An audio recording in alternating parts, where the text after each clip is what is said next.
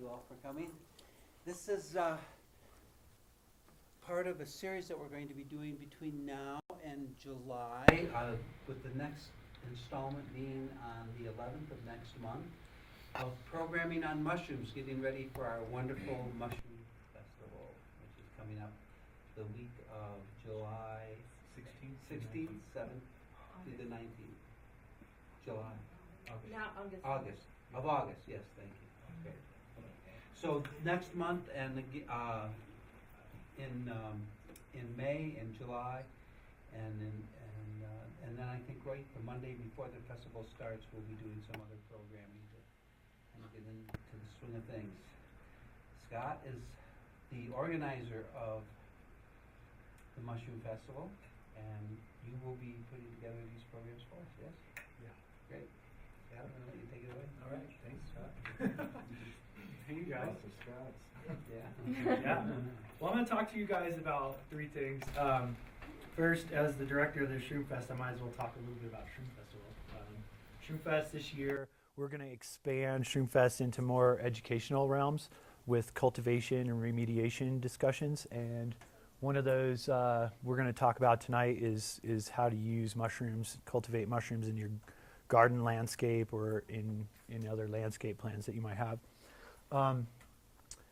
The Shroom Festival offers basically three different areas, three different tracks of knowledge and learning. And one is cultivation and remediation. The other one is entheogens and medicinals. And the other one's culinary, cultural, and identification. And so I'm going to touch briefly on each of those subjects tonight, but I really want to focus on two other areas. Like Scott said, the festival is from August 16th through 19th this summer, and it's a 4-day event.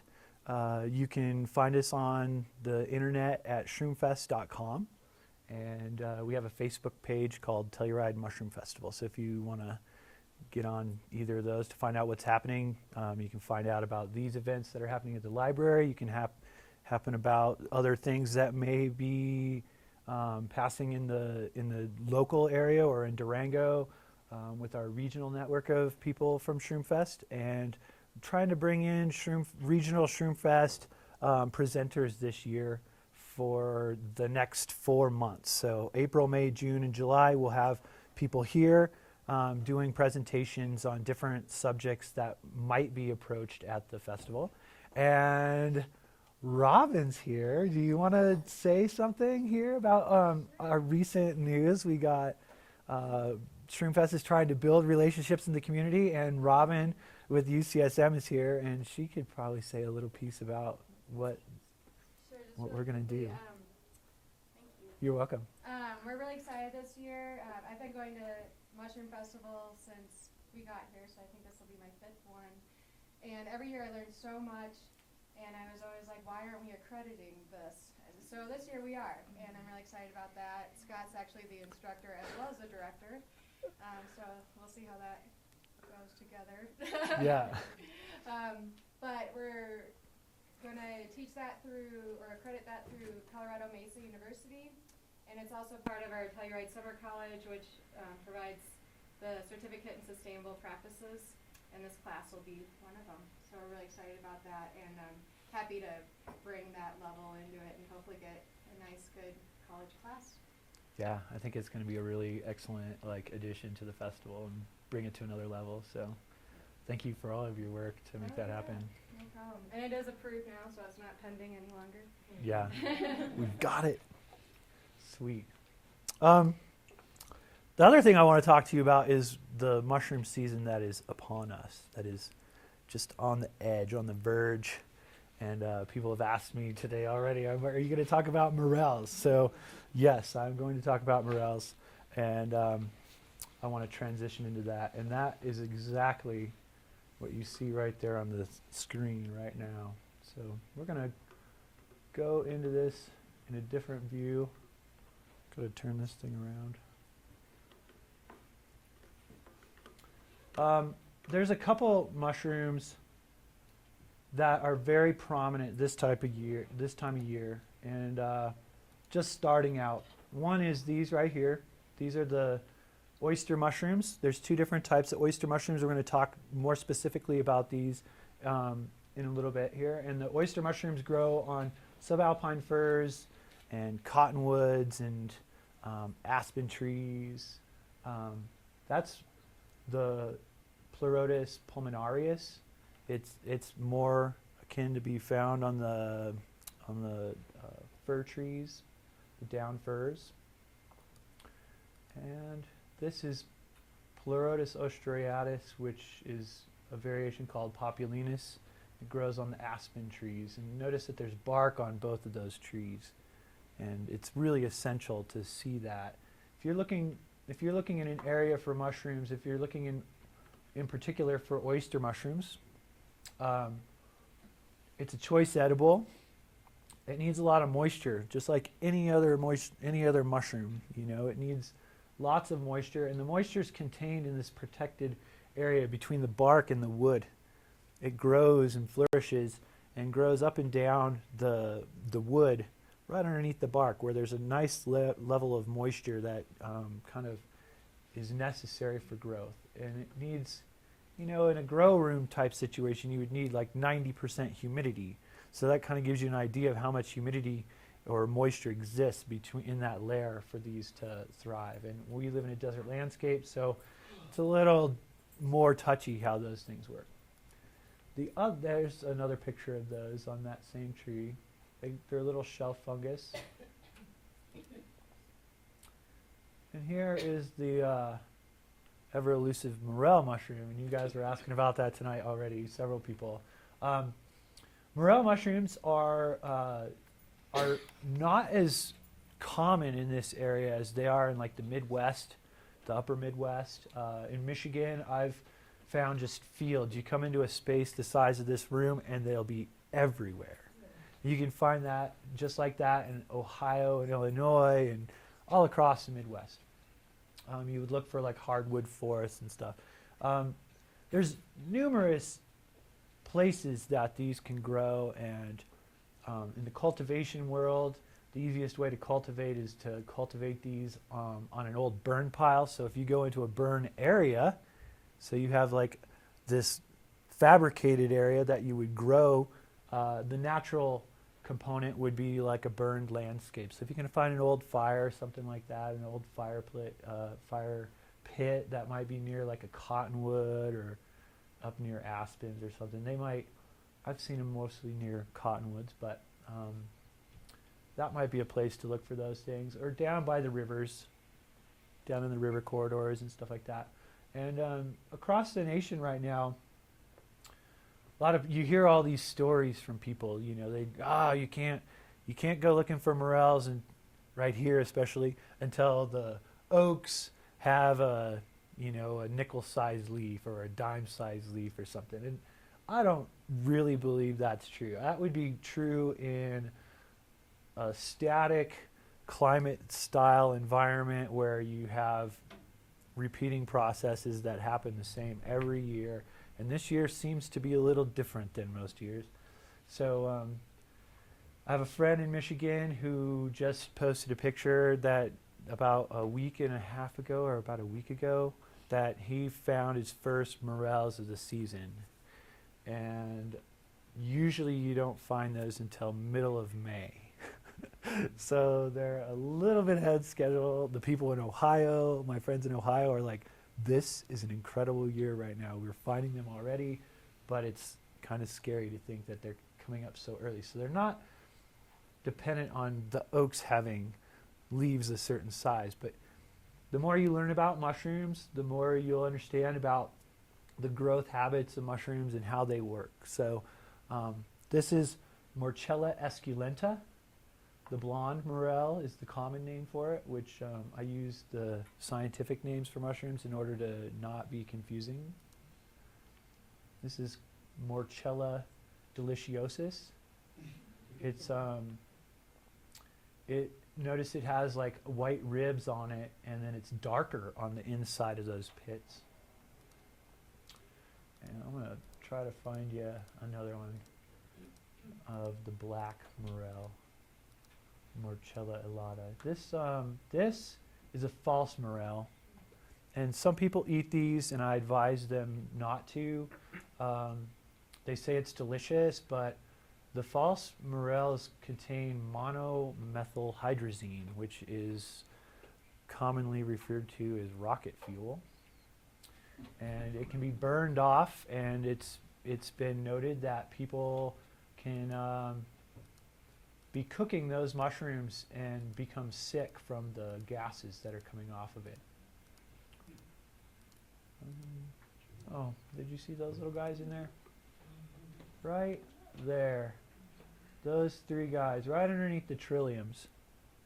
And that's not a picture from here. This is in the Midwest. Those are Morchella esculenta. Turkey tail. You guys saw that right there. You know, does anybody know what that is?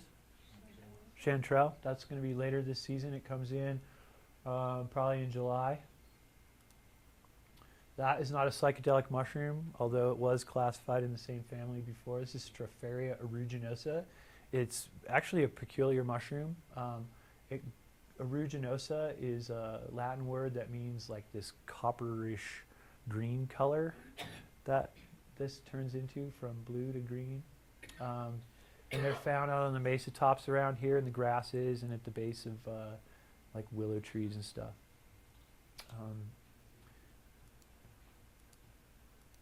I guess that's the hawk's wing, very common mushroom out here. That's Russula medica. These are all things that come out later. This is Polyozellis multiplex. It's the blue chanterelle. We're back to the pulmonaris. So the black morel looks nearly identical to this. It has more linear. These ribs go linear from top to bottom, and they're pitted as well. But it's a black mushroom with a white stem, or possibly a creamish colored stem. When you cut this open, it's going to be hollow in the center, and the cap is connected here and all the way to the top. You'll notice that when you see it. Same with this one, but not the same with this one. This one, it's only attached at one place, and these convolutions can look different when you cut it open. So that's going to lead me to the next thing. I'm going to show you guys, I'm going to talk to you about a couple things. The first thing I want to talk to you about right now is, what is mycelium? Have you guys heard of mycelium, the word mycelium? Are you familiar with the word mycelium? Give me a show of hands if you are. Oh yeah, this is great.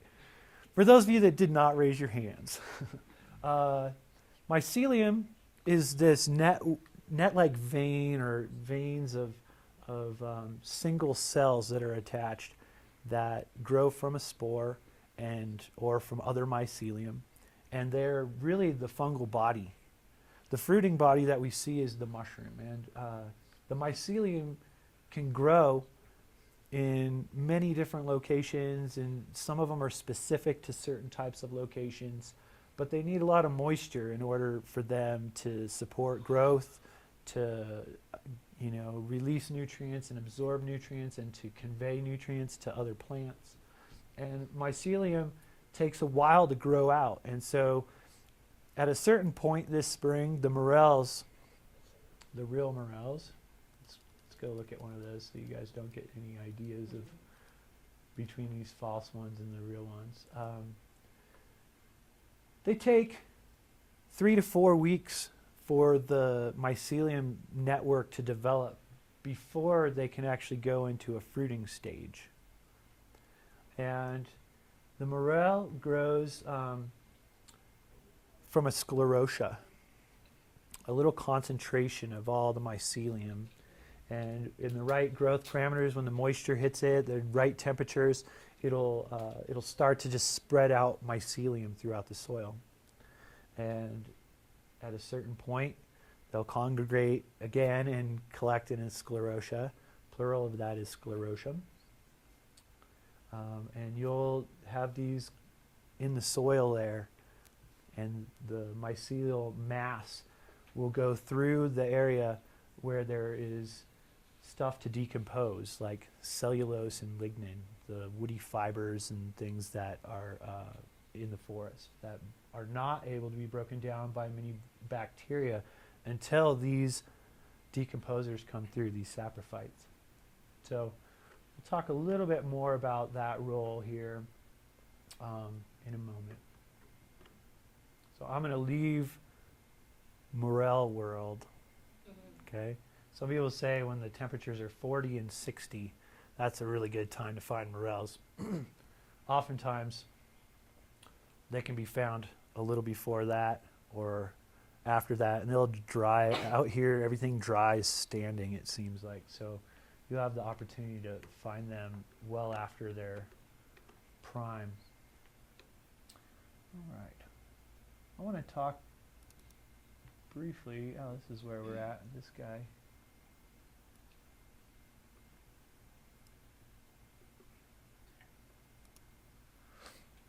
Cool. So how can we use, whoa, how do I pause this? I think I paused it. All right. So what can you guys do with mushrooms locally? How can you use them locally?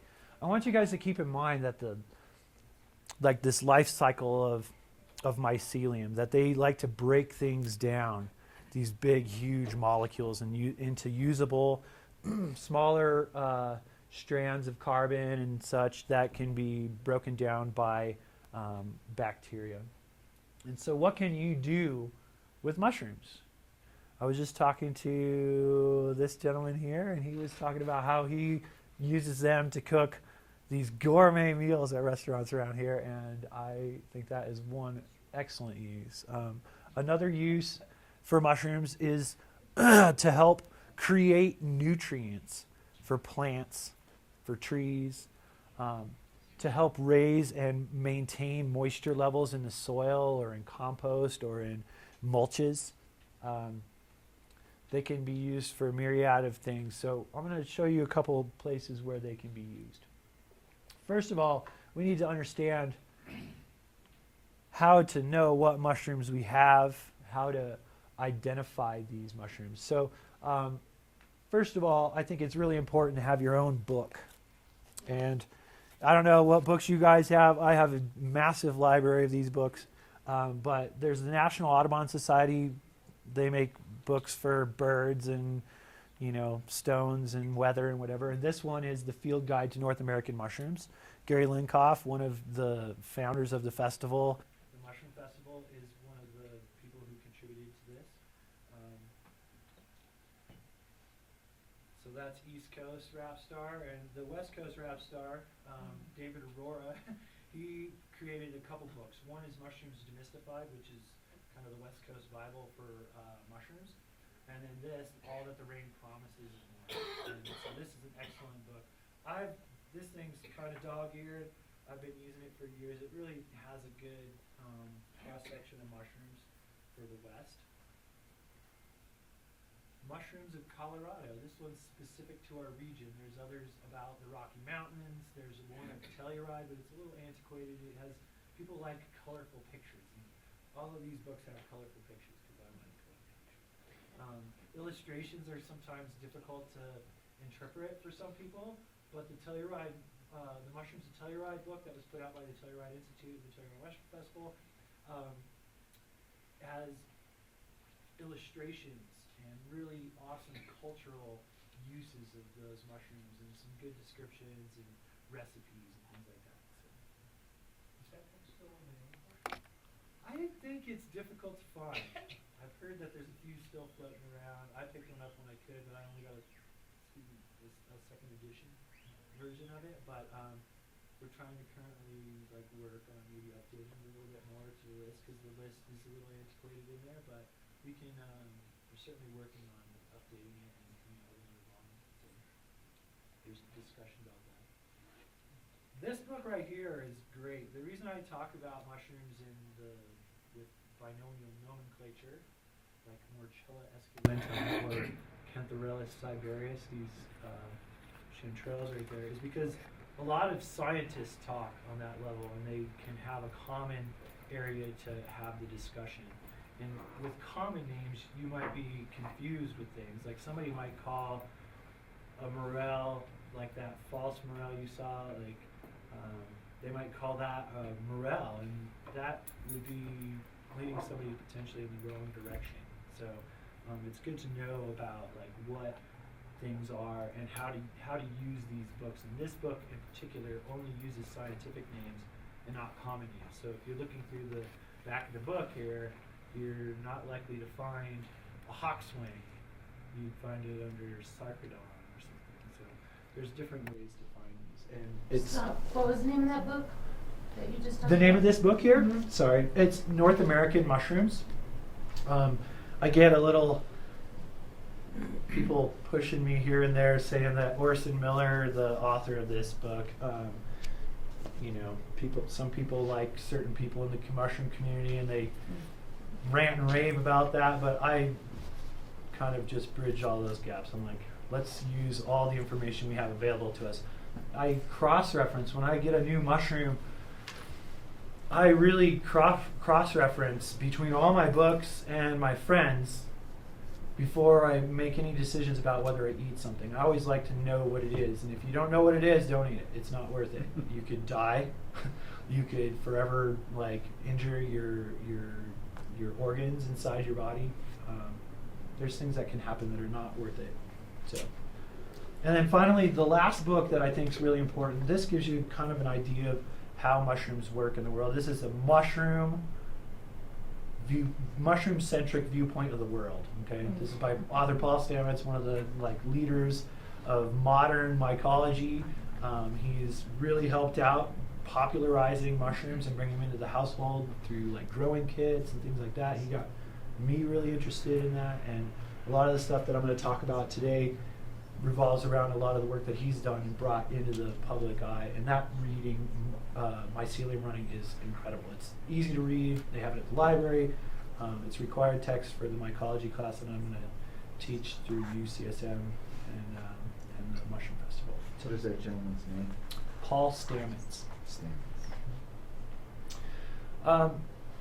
Throughout the summer, there's many different groups and organizations that lead hikes and stuff throughout Colorado, informing people about mushrooms and how to ID mushrooms. And it's a good group of people that want to help inform and educate the public.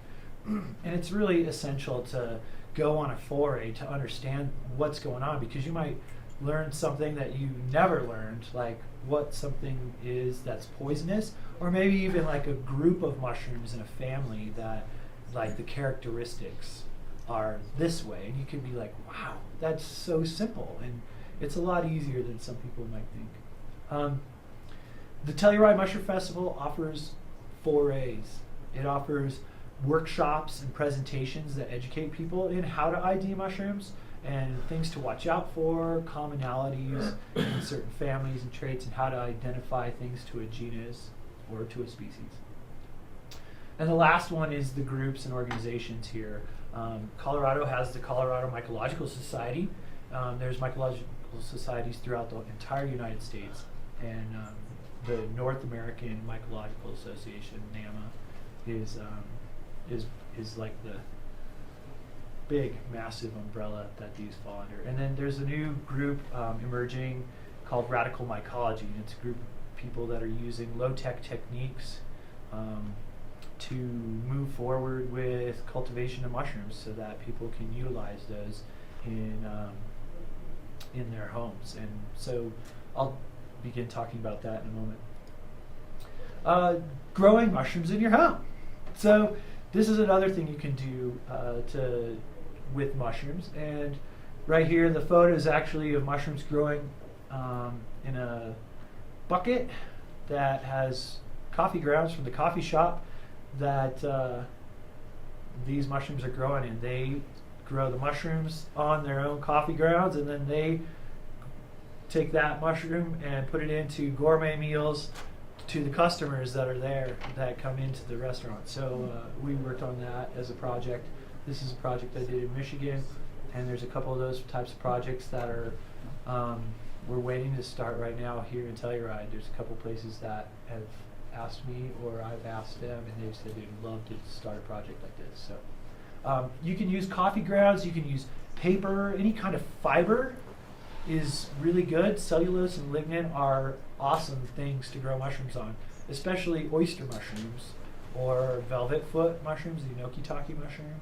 The Flammulina velutipes is the name for that. Old clothes, cotton has very high cellulose content, and it's a really massive molecule, the cellulose molecule, and mushrooms can break that down so that bacteria can then start to act on wood chips, logs, things like that that come from doing maintenance in your yard or on your land are really, really helpful things that you can use to help decompose and increase nutrients in your soils if you're having issues with that in your garden. What about tea leaves? Are you doing tea leaves? I've never tried tea leaves. I would imagine if you had them dried, there's certain types of mycelium that would probably thrive in that type of situation. So I'll have to let me write that down. I'd love to see if that's how that works. Are you thinking of any tea leaves in particular, black or green or Green. green? Okay. Cool. And then finally, there's a little bit of like the waste stream involved in this. All these things are waste products of some kind of industry or something at your home. So you can incorporate mushrooms into your garden or into your landscape. Like if you're gardening here in the desert, you will likely be using some kind of mulch to keep the moisture in to your plants so they don't dry out, so you don't have to water them all the time. Mulch comes in many forms. People can use straw, they can use leaves, they can use wood chips, they can use sawdust. So there's numerous types of substrates that you can use, but I tend to work with a lot of wood chips, but cardboard sheet mulch that people use, that's a really excellent one, and I'll show you some examples of that soon.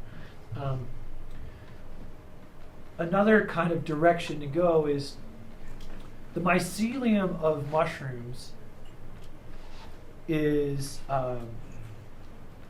can be mycorrhizal, which is in a symbiotic relationship with the roots of plants or trees or whatever. And mycorrhizal species deliver nutrients to the plants in a way that's much more efficient for the plant. If you have a plant growing, it grows up, right? It grows out, and basically the extent of the coverage of the foliage of the plant is really the extension of the roots. That's how far those roots can go. They can go a little bit beyond that, but not really too much further. If you bring certain types of mycelium into the equation, and they're a pair up or a good match for that plant, a mycorrhizal species the mycelium will attach to the outside of the root or the inside of the root, and will then deliver nutrients to the plants. And if that mycelium is allowed to grow through an area, let's say the size of this room, and you have one tree right in the center, and it's a mycorrhizal species to that. That tree, let's say, is only 10 feet tall and has a canopy that comes out this far. And you have mycelium extracting nutrients and breaking things down from all over this room. It has a much greater nutrient source to feed to those trees. And in this book here, I believe it's in this book here, Paul talked about taking a Douglas fir, I believe it was what it was, or something, and he covered it with plastic, or somebody did this study, and they found out that the mycorrhizal species delivered nutrients to this tree, and the tree didn't die while it was covered, while it's not getting light. If a plant doesn't get light, it dies, right? It needs it needs light to produce energy. It needs oxygen to produce energy, or carbon dioxide, to produce oxygen. And so you need these things to help have a rich growing situation. And they found out that the mycorrhizal species were able to deliver the nutrients that were necessary for the tree not to die while it was covered. And so it was a really cool thing to see. And then finally, the last component here is, you know, you see trees that fall over and they've just died, they're still moist inside, they're really moist. A certain type of mycelium will come in and attack it, and it might fruit. Maybe it's an oyster mushroom. And then later down the line, that oyster mushrooms consume what it can consume easily, and then it kind of just moves on someplace else, or it might exist there, but it can't fruit anymore. It doesn't have the right growth parameters. And so another mycelium might come in and start to decompose it further, like a shelf fungus, like these big, huge shelf fungus that you see coming out of the side of dead trees and stuff. And so it's sequencing of these might be important in the garden landscape. We live in a very, very awesome place, and this awesome place has lots of minerals, and it has lots of problems associated with that. And the extraction of minerals through mines and whatever has created some problems in our environment. And mycelium can absorb these toxins in our environment and hyperaccumulate those into the fruiting bodies of some species. And then you can pick those and take them and dispose of those. And it starts to take those toxicities out gradually from the environment. And so one way we can use mycelium is to decontaminate the toxicity that exists in our environment. And then this is the last slide for this stuff, is mycelium can reduce through this process of filtration, like fecal coliform counts and E. coli counts and things like that. So it's really awesome that we found something that can do this through filtration. We are challenged in this location to filter water because our water comes in great bursts. In the summer, we get these awesome monsoons, and instead of having a nice even flowing creek with nice filtration and percolation through the soil layers and over moss and different types of coverage on the forest floor like you'd see in the Northwest or the Midwest or whatever, we have flash floods, so it's difficult for us to utilize filtration in this way, but we still can utilize filtration when the waters aren't nearly as bad, or when we're talking about maybe the edge of like a farm where there might be runoff and it might be a little less drastic than like in a wash where it's a flash flood or nothing at all. So, are there any questions right now that you have? The mycelium, when they're are each mushroom has its own network of mycelium, Yep. and it spreads out. Do they ever connect?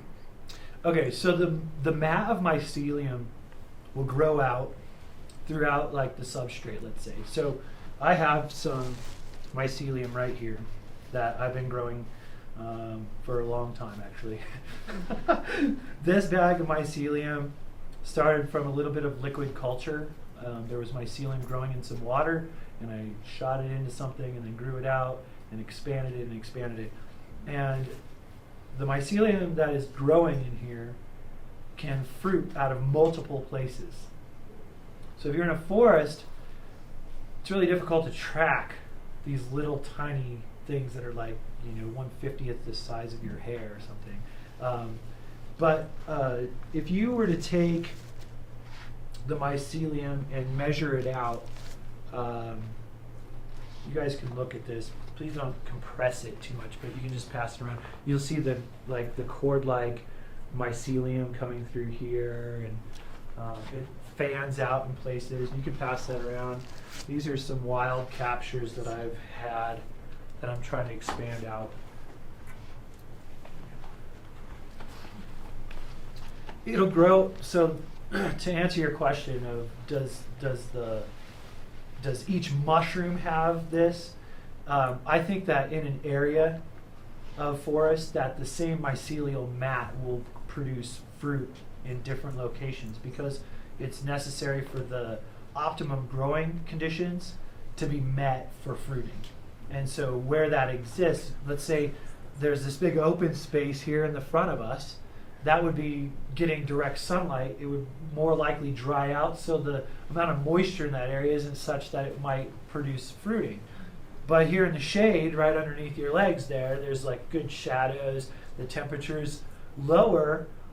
When the temperature's lower, the humidity might be higher, and that might be the best place for this mushroom to come out, and depending on what its growth parameters are. So, does that answer your question, Scott? Yeah. Okay. The mycelia are species specific? Yeah, each species has its own mycelial mat that's growing through the forest. So you could have morel mycelium growing through a piece of the forest, and you could have oyster mushroom mycelium in that same area, along with chanterelles and boletes of different types growing through that whole area. There might be, 100 different types of mycelium growing through the area. And thank you. Did you guys get to see this over there? The other one's passing. Okay. Around the- Cool. On the detoxification of the tailings, I've seen a lot of tailings, I've never seen mushrooms growing on them, but the mycelia will go into a toxic tailing and then remove the toxic materials and transport them to where some mushrooms going to flower? Right. So the question is does the mycelium like move through the area and produce mushrooms that concentrate these chemicals, and does the mycelium take up the toxins and stuff? And the answer is yes. They can. Some different types of mushrooms can hyperaccumulate heavy metals or different toxins from the area, and then when they come through, when they're fruiting, some types, the mushroom itself will hyperaccumulate those toxins, and then you can remove those. Does that answer your question? Yeah. It happens below the surface. A lot of these mine tailings, you have like mostly just rock and dirt, and some mycelium doesn't really grow well in that. They need some fiber or something else in there. If there's enough water, mycelium can be growing through that suspension, or in it, like suspended in the water. I was gonna bring something that would show that, but if I bring it out of the refrigerator, it'll change the temperature of the mycelium, and then the mycelium will want to fruit, and I didn't want to put it through that. So if you were to eat a mushroom that had grown around tailings, would it be poisonous, or does the mushroom have a way of... There's a potential. So so the question is, if you eat mushrooms near mine tailings, is there potential for you to be taking in some of these toxins? The answer is yes. There's certain, if you're let's say in Ophir, if you're like looking for mushrooms in Ophir, and the forest comes right up to the edge of the tailing, and you're picking boletes or chanterelles, some of those mushrooms hyperaccumulate like lead or mercury or whatever it is, and yeah, you could be ingesting those. So knowing where you're picking your mushrooms is really important. For instance, if you know those mushrooms, the shaggy mane is the common name. They're like a white mushroom that's like tall and cylindrical, and they grow really fast. They come up and push through the gravel or the concrete or on the edge of the road, and then they turn to black ink like by the next day. That mushroom. It's growing in the runoff of a road which has hydrocarbons, big long chains of carbon with hydrogens all around it, right? And this is what unleaded gasoline and diesel and rocket fuel and whatever, all these things contain these chemicals, and chunks of your tire contain these. And so if you were eating something off the side of the road, and for instance, I know of a really awesome patch that's up in right up the road here. anyway, like in Mountain Village, and the water runs right down there, and I don't trust the water running off of the road as being a good, water that I would want to drink, probably. So it might contain things like, oil from the dripping of your oil pan or whatever, and those things can be absorbed by mycelium. Some people say that those that the mushroom itself doesn't contain those, that it detoxifies those types of things, but I'm not really that confident that I want to test that on myself, and I don't want to test it on other people either. Yeah. What is the difference between hyphae and mycelium? So what is the difference between hyphae and mycelium? Hyphae is what originate from the spore, and that's the first strands of cells that create the mycelium. After those join and come together, they create a mycelial mat. So mycelium are like hair-like mats and network of veins and stuff through the soils and through the fibrous materials in the soil layer or the duff or whatever. Yes? So if you wanted to grow mushrooms and use that example of the coffee grounds, old coffee grounds, do you just apply water and it naturally happens, or do you have to bring in some mycelia media to make that chemical reaction? I think what I would do is I would select a type of mushroom that I would like to grow, and if it's compatible with coffee grounds, then I would introduce that mycelium so it has a better chance against any of the other spores that are in the air. Like mold spores are everywhere. And they So the mushroom come itself, and put it in there. One that you pick, you would just put it in there and... You could cut off like the butt of it and throw that in there. That might work.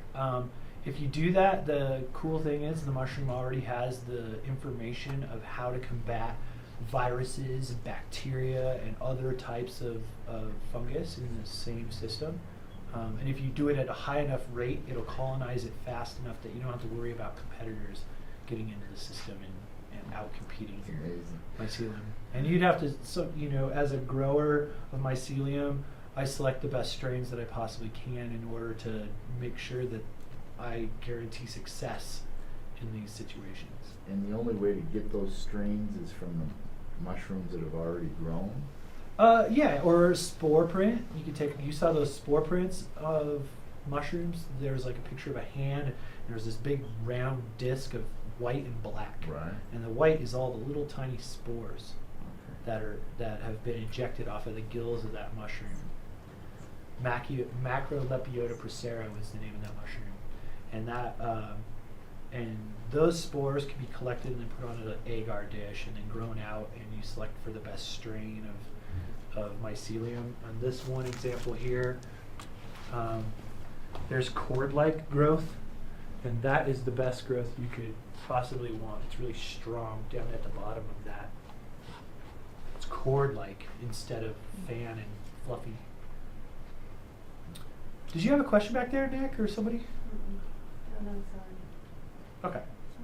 All right. Well, I'm going to move on to something much more productive than just looking at some pictures. We're going to look at pictures, and we're going to talk about how to utilize mushrooms in the garden. And one example that I've used is right here. I'm going to do a trick that my buddy over here showed me. Watch this. I love that. Thanks, Ryan, for showing me the space bar. All right. So many of you may be familiar with Tompton Farm. One of the things I noticed in their grow dome is that it's pretty dry in there, and the ground dries out really fast. And in gardens, we use a lot of straw as mulch, and we use a lot of different fibers like wood chips and sawdust, and in this case leaves, to keep that moisture in. And one of the things that's necessary is mycelium. The mycelium need a certain amount of moisture and then they'll maintain a certain amount of moisture in the system. It won't dry out as fast. It'll kind of regulate this whole system, and it's kind of like that big black bin in the back there that holds water. In the greenhouse, you put this huge mass of water. It's a thermal mass. It keeps the temperature constant when there's huge fluctuations in temperature, and at night especially, it keeps that thermal mass, allows for the temperature to be maintained above freezing because of that thermal mass. Like a thermal mass, the mushroom mycelium creates heat as one of its byproducts as it breaks down things. And if you have it in a small container like this, and you put this little container of mycelium into another container like this styrofoam insulated container, it'll raise the temperature inside there as it consumes the substrate that it's growing on. In this case, my goal was to actually increase the moisture in this area so that it was a sink of moisture for the plants, so that their roots, when they grow down, they can run into moist soils in that area where there's this mycelium, and that the mycelium will run through the center of this. Let me see if I can show you. So right where the cursor is this low spot. Low spots are great places to find water or to keep water, to store water, etc. This acts as a multi-purpose location for transportation. People can walk through here. We're only talking about maybe 15 to 20 feet of distance here from one side to the other. This area around the edge, this is all wood chips. I produced the wood chips, so I know that they're aspen wood chips.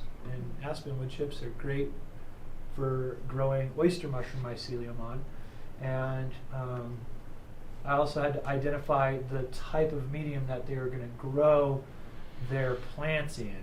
And what that entailed was, is it compost that's matured? Is it worm castings? Is it peat? Or is it, different types of fibrous materials? If they were using fibrous materials to grow with, then it wouldn't be a good way to go, because in this location the mycelium would attack it and then it would choke out the roots. But my goal was to increase the moisture, and I did so by following this process. So let me show you what's going on here. I watered this little trench to increase the moisture so that when I introduce the mycelium and they touch the substrate that they're going to grow on, they don't dry out and desiccate and then break the cells. I want to make sure it's moist so that when the mycelium touches the substrate, it wants to attach to the substrate, or it wants to absorb water. And so I'm adding a little bit of water. Then I needed a fiber source, and we had all these orange bags and this black bag of leaves. And I'm testing something. I've only heard that you can't grow oyster mushrooms on leaves. And I'm like, well, I don't have anything to lose. I produce mushroom mycelium like mad, so why not test this? And so I brought in oyster mushrooms that aggressively attack these leaves, these aspen leaves, dried aspen leaves, and it's flourishing in there. So I added a layer of leaves, and I stomped on them to break them up so that there's more surface area for the mycelium to contact. Added a little bit more, watered it again so that I'm not adding the mycelium to the substrate when it's dry and desiccating the single-celled mycelium. Added some liquid culture mycelium from Minnesota. It looks like this. You just add the liquid culture with a syringe into your growing substrate, and then you can grow it out. I'm using an over-colonized jar of mycelium because I had surplus, and there's ways to utilize it. It's just past its prime in its peak of growth and in momentum, and so it's kind of slowing down a little bit, but I'm okay with that because I'm going to increase the amount that I put in, and it'll eventually just take off and have its own growth parameters inside there. And so you can see these little white specks in here. This is some of the grain spawn that I put in there with mycelium on it. I used organic barley for that. I watered it again to make sure that it was moist enough because we live in a desert environment and it's really important. Then I threw on more dried leaves and that was it. And so I came back a couple weeks later and pulled back the leaves and saw this really thick white mat of mycelium, and I wanted to see what it was like under the mycelium, so I poked my finger through the mycelium and it was mud. It had held all the water in there, and so it accomplished the task that I wanted. It's kind of obvious in this situation. You can see kind of how it's contained by this berm of dirt here. It's only a 6 or 8 inch tall berm of dirt, but if these roots right here of this go down far enough, they're going to get into moisture, and it's going to be held in the soil. And the good soils can wick moisture. Have you guys heard of osmotic potential? Do you remember this from science class? Where water will equilibrate itself in an area, and actually the mushroom mycelium will help distribute the water evenly throughout the whole system. The soils will start to absorb that and bring that into the deeper structure of the soils, which holds moisture longer than the surface soils. That's why you put mulch on top of surface soils. So Scott, that, yes. What time of the year was this? This? Oh, I did this about a month ago. Oh, really? Maybe 5 weeks ago or 6 weeks ago. Yes. I think that was in. Oh boy, no, this is in February, so probably like 6 weeks ago. But this is 7 like weeks a greenhouse, right? It's not This is just in a outside. grow dome, yeah. Oh. And so, and I'm not really too concerned about the temperature because the temperature of the greenhouse isn't going to go down that much. But if it did, let's say it went down to like 30 degrees or whatever, the mycelium live below the surface of the soil. And this right here is an insulative layer over the top of it. It would be like having a down blanket over something. And mycelium can produce a little bit of heat, not enough to maintain the temperature in the greenhouse, maybe unless I put a significant volume of stuff in there, but it's just enough to maintain this area. And the water in there will maintain the temperature as well. If you know about science enough, like biology or chemistry, you learn that it takes 1 calorie of heat or of energy to raise 1 gram of water, which is 1 milliliter of water, 1 degree Celsius. It has a specific heat of 1, which makes it a very constant substance. And so if you have water in the system, you don't have to worry about will the temperature fluctuate as fast. It'll hold itself a little bit better.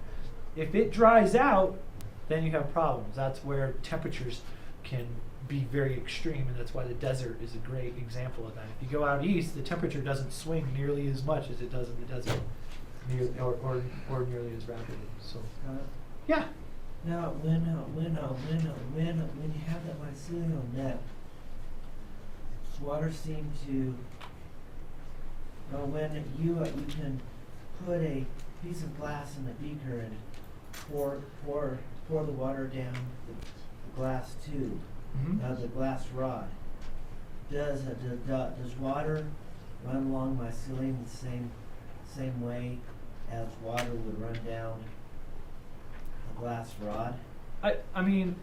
So the question is, does water behave the same if it was going down a glass rod or if it was going down mycelium? I think if you took a strand of mycelium or a bunch of mycelium and poured water on it, it would do that on the surface. But if you're looking at a much closer look at mycelium, the cells will hydrate themselves until they're full, and then they'll kind of hold that, and they'll spread that throughout their system. Does that answer your question, Michael? Yes. Cool.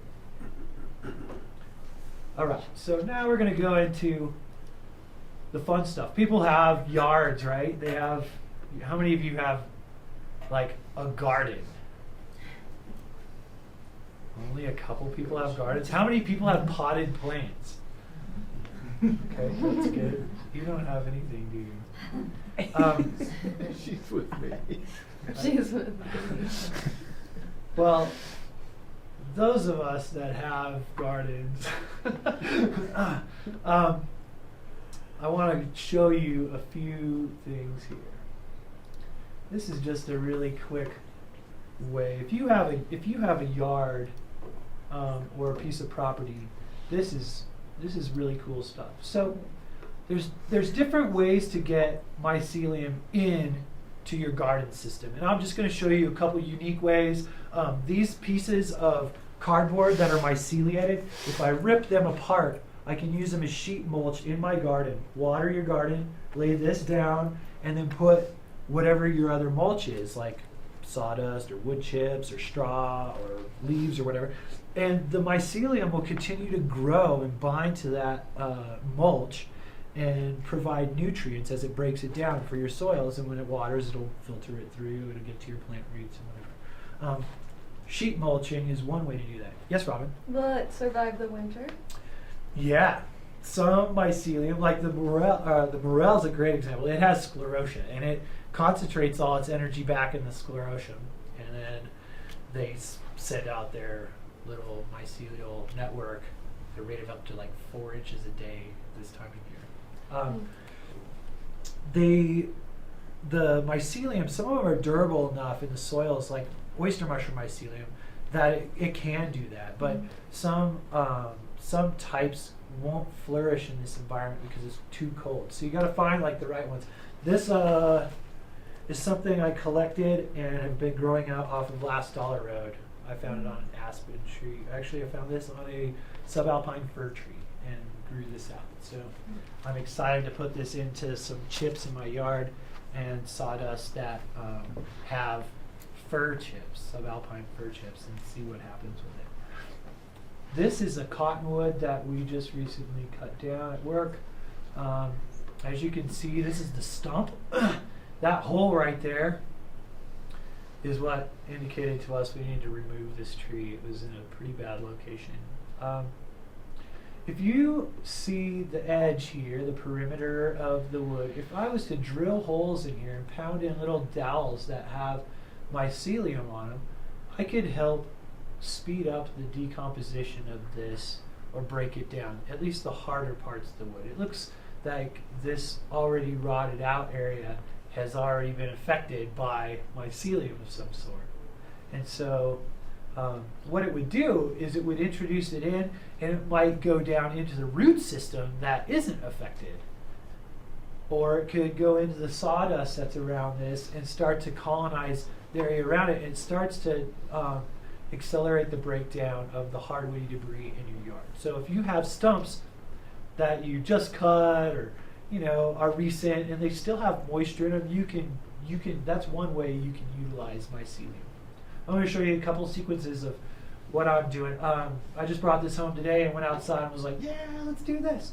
I'm watering the inside of a rotted out log. My idea is to stuff this or stuff this little one with mycelium and let the mycelium attack it, put it into my wood chips, bury it in the wood chips enough that the wood chips maintain the moisture around the log, and then it'll allow that mycelium to flourish in that environment and break it down. It also adds a unique character to a kind of a desert landscape down valley. Here I'm just adding some spent mycelium, old mycelium, to the system. If you look real closely at this, this is 6 months old, this stuff. There's white fuzzies in there, like really tiny white fuzzies.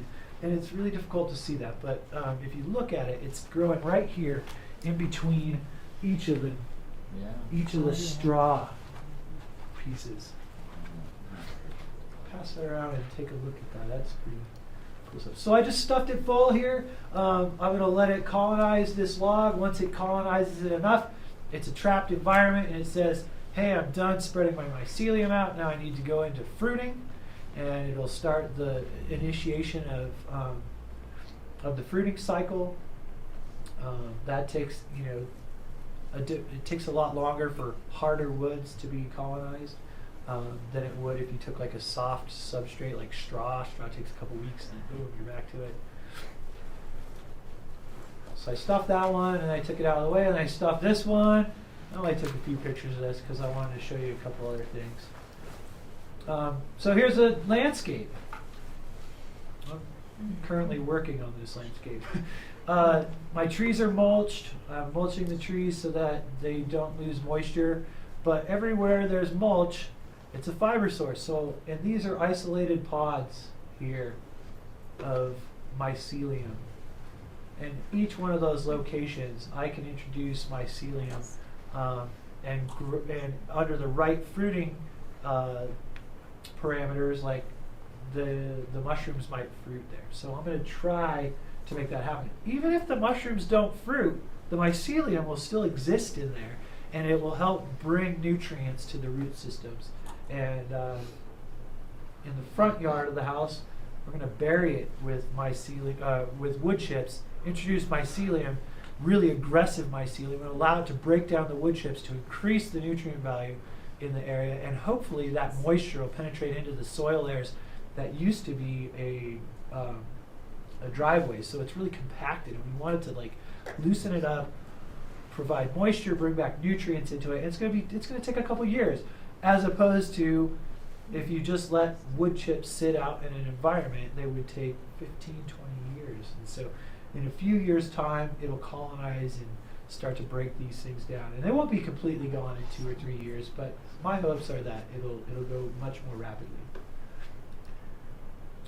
So here's drilling a log, and you put these little dowels in there, and that's what a little dowel is. It's got these little etches in it so that the mycelium can exist. And when you pound it into this chunk of wood, it'll allow it to the mycelium to be untouched in those little depressions, these little things. And then you just pound them into the holes that you drilled. So then you take this log and you can put it in your, let's say you have a little walkway that you want to have, you can put the logs in subsurface, just subsurface, so that they get enough moisture. You can water those too if you want, and that is what this is. So this is Siberian elm. It's really common out here. You'll see mycelium growing in the cracks of the bark here, and it's a little moist on one end. When we remove trees at work, I utilize the best pieces that I can find to start mycelium growing and to create a little mycelial network. So will mushroom grow from that too? Yeah, Yeah. yeah, absolutely. So that's a way to introduce mycelium to a garden. It's just with moisture and rotted logs or... Yeah, you could do that. Scott, Yes. in this particular one, is there about a dozen dowels? Or like 6? I don't know, Swazi, can you count? Like, I think there's like 4, and then there's, probably 20 would be my guess. You run them in every like 4 inches you drill a hole, and you pound the dowel in, and then you twist the log a little bit, and then you alternate so that the next ones make triangles, the next rows. So there'd be 3, and then you 24 in there, and then the next one you alternate it again, so then it's 4. So it'll go 4, 3, 4 in this size. If you have a log this big, it's going to be 20 and 19 and 20. And it creates a diamond pattern, and that spacing is really, really crucial. It allows for more coverage and quicker coverage of the area of the wood just below the bark layer. So, Scott? yeah, Michael? How did you make, how do you create those dowel plugs? Mm-hmm. You can buy dowels. You can cut them yourself. Some of these dowels come this way, and I have a friend who produces this shiitake mycelium and puts it on the dowels for me. I'm in the process of getting my own strain and starting that myself. So you can create that by soaking the dowels in water overnight, putting them into a steroclave, or an autoclave and sterilizing them. And then when it comes down to room temperature, you bring in the mycelium in the pre-soaked, pasteurized, or sterilized substrate, and then you let it grow out, and that would be how you get to that. I want to show you one last thing. This is pretty simple stuff. Space bar. So are you saying you hit the space bar and then it shows the first picture?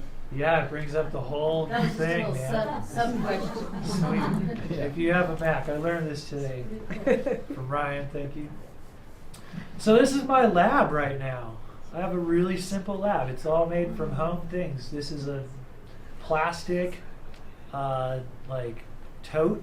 I cut out a little hole here for my hands to go into. I have a 10% solution of bleach. I have my liquid cultures in here that I'm preparing, or in this case I'm preparing. I have, a pair of tongs here. I have a higher bleach solution there, and just a few different random things. But I take a spore print, I can scrape that off, put it onto an agar dish from like a petri dish, and grow it out, select the best strains out of it, and then put it onto like another growing substrate. This is Flammulina velotipes. This is the velvet foot mushroom. It grows on like dead aspen stumps and trees around here after the oyster mushrooms have already colonized it usually. They're kind of a later stage decomposer in this environment here. This is from a spore print, and then I grew it out on the substrate, and then I basically take a chunk of that, grow it out again, so that I choose the best, most strong growth and vibrant growth, and then I transfer it from that onto a grain and things like that. So all I'm using is a big pot here, a 3-gallon pot, a little saucepan, got some grains that I haven't yet sterilized or pasteurized in my container setup here. Here's my spawn, more spawn, canning jars. It's a really simple setup. What's the bleach for, Scott? The bleach is actually to kill any of the bacteria that might be in the environment. It won't hurt the mycelium? I don't use it on the mycelium. So the bleach, the question is, what's the bleach for? The bleach is to sterilize the environment. Okay, before you bring the mycelium Yeah. in. So I spray off this little counter here. I spray the inside of the box. I wipe it down. I spray it again. I wipe it down. And then I basically bring in my other jars. I spray them down and wipe them off so they're very clean. Everything's clean. You can use peroxide. Peroxide works.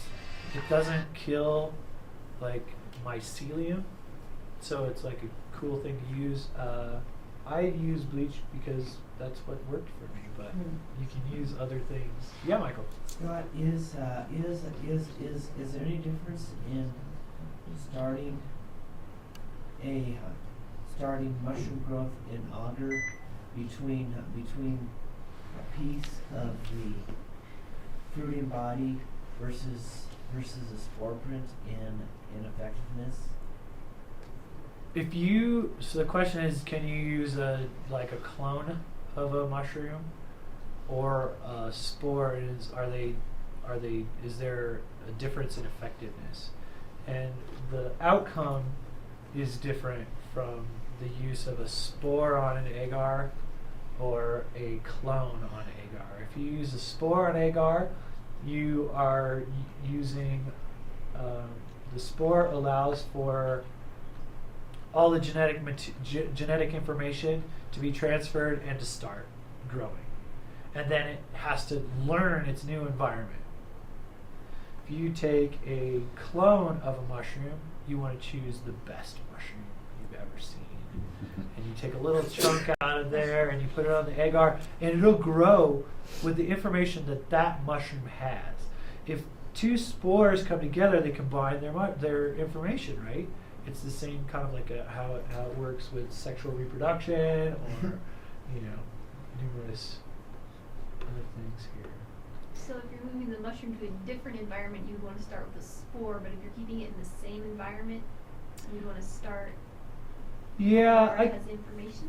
Yeah, I guess so. If you wanted to introduce the mushroom to a new environment, starting from a spore would be a good way to select out a strain. But if you already know that this is a really aggressive grower and a really aggressive mushroom that you have, and you like, so I spore print some, and then I can take the others and I can clone from those, like from the same one, and it can produce different variations when you use a spore. But if you use that clone, you're really just selecting the same thing that you had before. Here's just a couple of things. I'm going to put this little jar of myceliated substrate into these after I've boiled them and prepared them. And that's those guys. Does anybody have any questions about how you can use mushroom mycelium to in your garden or landscape, or if you have any applications that you'd like to try, or Where do anything like that? you get it? Like, So you can buy mushroom mycelium from anybody who's producing it. Really, I produce mushroom mycelium. There's numerous people around the United States and businesses. Fungi.com, the owner of that is Paul Stamets. He does some mushrooms for the masses. Is a friend of mine, Ty Alchin. He just moved to Ohio from, Iowa from Minnesota. Chris Ritchie in Durango from Culture Brothers. He's producing it. So I was gonna ask what kind of mushroom comes out of that. Like, I mean, of what's in your soil.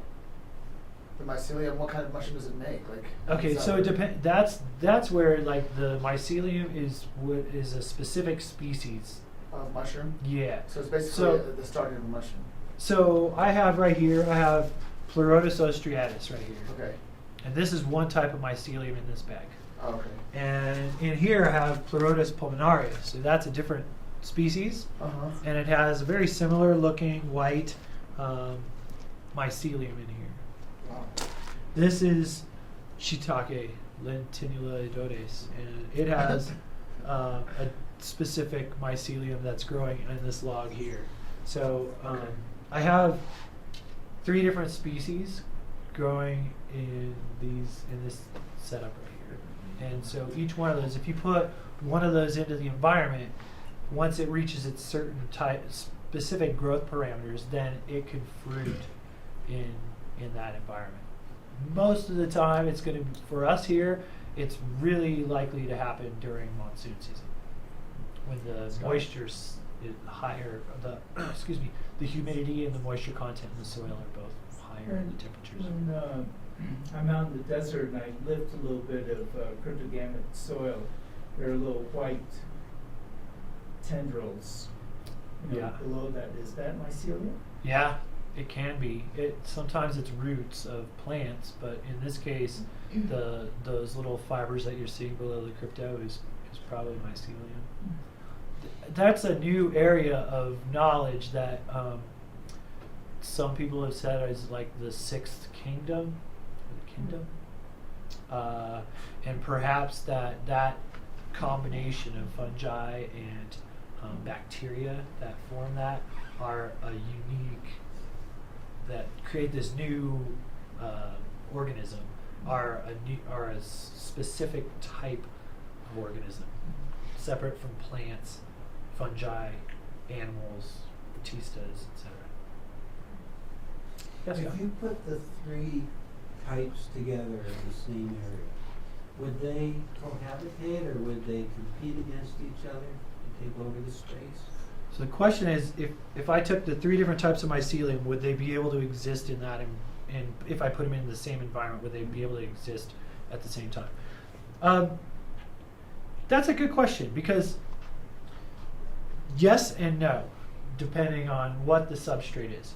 In this case, if I can take Pleurotus pulmonarius and I can put it onto this fiber right here, these tree fibers, wood, onto this cardboard. I can also grow this Pleurotus ostriatus on this same thing. I can put both of these into wood chips, but one of them is going to be more aggressive in the wood chips because the wood chips that this particular fungus will grow on is a different key than this one. Meaning, like, this one's keyed into aspen more than this one is, but this one could grow on it, and it might even outcompete the other. I don't believe that I could put the shiitake in the same and have it compete with it. It could live in there, but I don't think that it would fruit. And these are two very aggressive strains right here, as opposed to the shiitake, which is a little slower growing in that environment. So they could potentially all be existing at the same time, but once one gets momentum in a system, it learns and spreads that information throughout the entire system of its particular mycelium, and it shares that information and grows through that system rapidly if it's keyed into that already. So it would have it would be much more favored environment for one of those than the others. Just one other question. Some years ago, up in Montana, I was in an area that had been the year before burned about 7,000 acres, so it was a big area. And that next spring, it was absolutely covered with morels. I mean, you could hardly walk through it. Is that because it made such a favorable growing condition from the burned out trees and things? Yeah, that's a great example of how morels love to grow. Like in the west, morels flourish in burn areas, and out east they flourish in hardwood forests, in that area. So, yes. Nutritionally, what is the best mushroom to eat? Oh my gosh, are you serious? I know which one's 2 more hours. Yeah. So there's different health benefits for each of the mushroom species that I have here, and for some of the wild ones that you saw. So, one of the health benefits of let's say like a chanterelle is if you dried it in the sun, it would hyperaccumulate vitamin D, which would be a great supplement for your diet. And I read that recently. Yeah. And white button mushrooms that are all over the grocery store probably don't have much at all. But putting those in front of the sunlight, would they still have the capability to absorb vitamin D? I don't know if that one in particular does that, but some mushrooms do hyperaccumulate or accumulate vitamin D from sun exposure.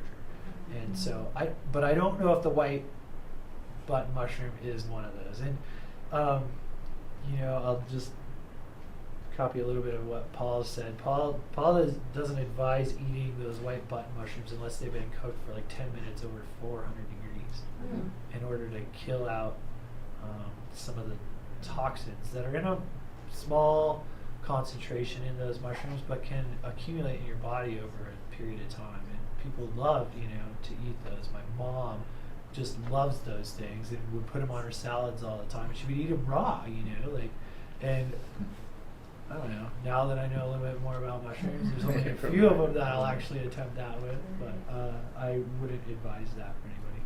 So those are the white button mushrooms at the South Bush stores you're talking about? Yeah. There's a lot of information. So to speak specifically about this, there's a book called Growing Gourmet and Medicinal Mushrooms. It's by Paul Stamets. I think they have a copy here at the library. Yeah, it's a great book. And each one of those species of mushrooms, so the shiitake or the Flammulina velatipes or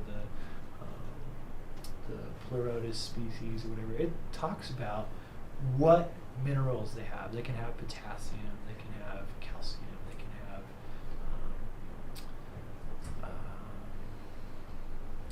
anti-cancer properties, immune system supporting properties.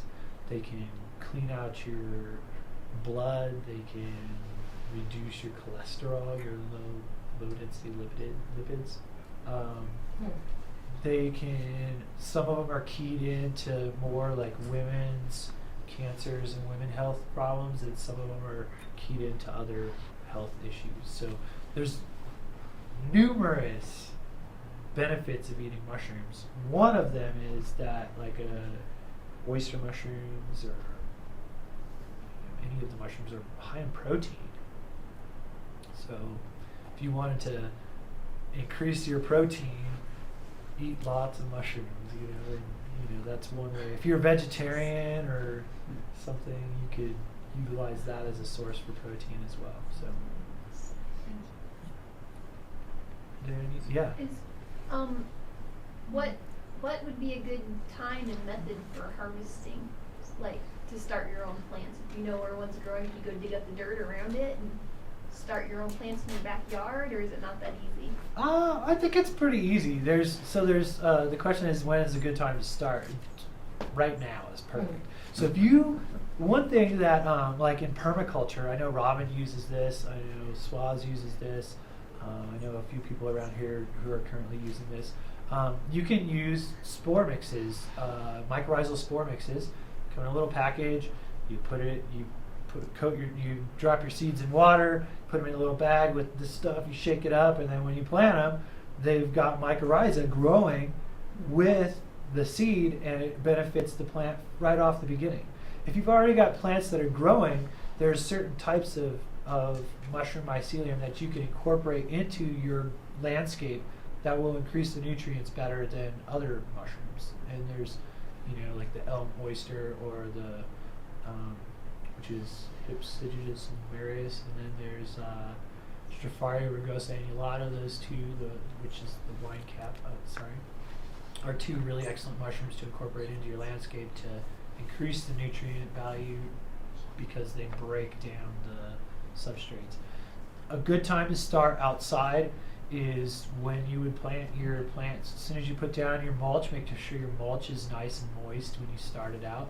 And if you incorporate like an old bag of mycelium like this, or a jar of really aggressive mycelium, then you have a really good chance of being successful in your landscape. So does that answer your question? Well, I guess what I'm more asking is, so you know where a patch of mushrooms are, can you go get the dirt around those mushrooms? And for instance, my fiance's family has a farm with a lot of morels on it. Would it be possible for me to go get some roots and you could potentially do that. What I would suggest doing is, one thing to be careful of is if you're working with like boletes or chanterelles or whatever, if you disturb the soil, you're allowing other bacteria and things from the air to get down into the mycelial mat, and it could potentially become a competitor for the mycelial growth, right? That's why people cut the mushrooms off at the soil and allow right down at the bottom. But if you do have the stem butt of it, like a morel or something, you can cut off the bottom of that, the very bottom where you can see the mycelium coming out. Mm-hmm. And you can just take it and wrap it up in cardboard or something like that. Or, I saw this video, a friend of mine, Trad Cotter from Mushroom Mountain out of South Carolina. He took bluets and he cut all the stem butts off and chucked it in a blender and then blended it up and then put it into with water, put it into a plastic bag and put it in his freezer and then froze it. And then he takes it out and he puts it in his compost pile and lets it melt into his compost pile, and it just takes chunks of that, which a mushroom is really just the conglomeration of mycelium. So it takes all those little blended up chunks of mycelium and allows them to grow right there in his compost, which you can't do that with every type of mushrooms. Some cannot flourish in an environment that are really rich in bacteria already. You have to introduce them to something that's much more sterile or much much more fibrous, let's say, than the really complex compost mixture that you would have in your compost pile. So you could do that, or you could do like, guerrilla gardening with mushrooms. Do the same thing with oyster mushrooms and chuck it into someone's yard when they're not looking and let it, grow in their yard and come back and get it later or whatever. Something like that. And it would only be benefiting their garden. Yes. Does that answer your question? Yeah, I Okay. think that's what Yeah. I So stem butts are a good way to do that. You can do that with like oyster mushrooms. You can do it with shiitake. You can do it with numerous mushrooms. But knowing the type of mushroom, if it's mycorrhizal or not, will make a difference, because some of those mushrooms, like a bolete, you might be able to grow the mushroom mycelium a little bit, but you might not ever be able to get it to fruit because you don't have that whole host of mycorrhizal symbiotes that are in the ecosystem for it to grow. There any other questions? Yeah. If I see a mushroom I like in the field, could I take a piece of that and use the same technique with the cardboard to grow it out? You probably could, but I don't think that if you were to start a clone, a chunk of material from the center of like the cap, and you put it onto the cardboard, moist cardboard by the way, I don't think it's nutrient rich enough for it to thrive. I think you need that, like the agar is really nutrient rich. You would have to have something that's nutrient rich that doesn't introduce bacteria or other contaminants or competitors while it's in that process of initiating mycelial growth.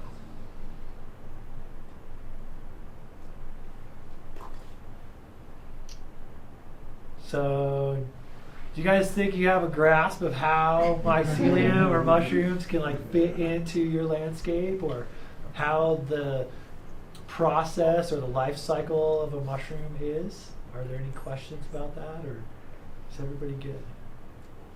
We all want to rush home and experiment. I know, it's like, it's really exciting stuff actually, I think. How hard would it be to get like a 5-gallon bucket and grow some mushrooms here at the library? I think it would be really easy to grow mushrooms here at the library, and here's how I would suggest doing it. So, the coolest thing you were talking about coffee grounds earlier. Coffee grounds are really unique because they've already been pasteurized. You put boiling water through the coffee grounds, it kills everything in that process. So if you take that 5-gallon bucket that you have, Scott, over to a coffee shop, and you tell them the only time you open the top of this thing is when you dump your coffee grounds in there. And then you close the lid and you go make more coffee, and when you're going to do it again, you open it up and you do that, right? So that is the way that you could possibly grow mushrooms really easily. You could go to the free box and grab a bunch of cotton clothing that everybody's like missed for the last 6 days right before they get to throw it out, right? And you could take that, boil that shirt in a big pot and tie off the arms and everything and stuff it full of mycelium, and I bet you could get it to grow right through the fabric. You could do it with jeans, you could do it with t-shirts, you could do it with whatever. You could go to one of our wonderful markets here in town. I think the one right here next to BIT, I was informed, doesn't recycle their cardboard. And so you could intercept their cardboard and take stem butts of mushrooms or mycelium and introduce it to wet cardboard. And you could probably roll that up inside your 5-gallon bucket and grow mushrooms out of it that way. You could take a bunch of wood chips from a wood chip pile, throw them into a big container and boil them and for like a half an hour, and then take them out and put them in your 5-gallon bucket and throw in some mycelium, and you can grow them on that. It would be that simple. The only issue is that our ambient humidity, our relative humidity in this area is between 20 and 30%. It's more like around 20. And so that creates a problem for us. If you have an open container, of mycelium, like this. If I opened it up, it immediately starts to lose moisture. It starts to equilibrate with the air temperature or the relative humidity of the environment. So as soon as you open that up, you're losing moisture. So you need to input moisture if your bucket's open. So I would say for the first 2 weeks of your bucket being in this environment, this is a great environment. The ambient temperature in here is probably 70, 72 degrees, something around there. Maybe pretty close. That's optimum for growing oyster mushrooms. Cover the bucket, keep it covered. It doesn't matter if it has light or not, because when the mycelium's growing, it doesn't need, oyster mushroom mycelium doesn't need light to grow. You need a certain amount of light for the fruiting to happen or to initiate fruiting. So if you take this stuff, and let's say it was just fresh straw that you'd boiled or whatever, you introduce mushroom mycelium to it for oyster mushroom mycelium. Put it in that container, you close it off with like saran wrap or something so it's airtight. It doesn't need any air circulation at that point. Let it grow out for 2 weeks and then pull the top off of it. Drill holes around the edge because the byproduct of the breakdown of the cellulose and the lignin in the container is CO2, which is heavier than air, so it sits lower in the container. If you don't have adequate airflow around the substrate, you'll get really tall, skinny mushrooms with really small caps because it's searching for air. And so you need to kind of keep that in mind when you're doing. That's just some of the troubleshooting that people might run into. And then you just want to make sure you keep adding moisture to it. A little spray thing. The kids could probably spray, like in the kids area or something. So that's a thought. Does that answer your question? Yeah, that'd be fun. Yeah. And you've got tons of coffee shops around here with coffee I go grounds through everywhere. 10 pounds of coffee a month. So. Yeah. Cool.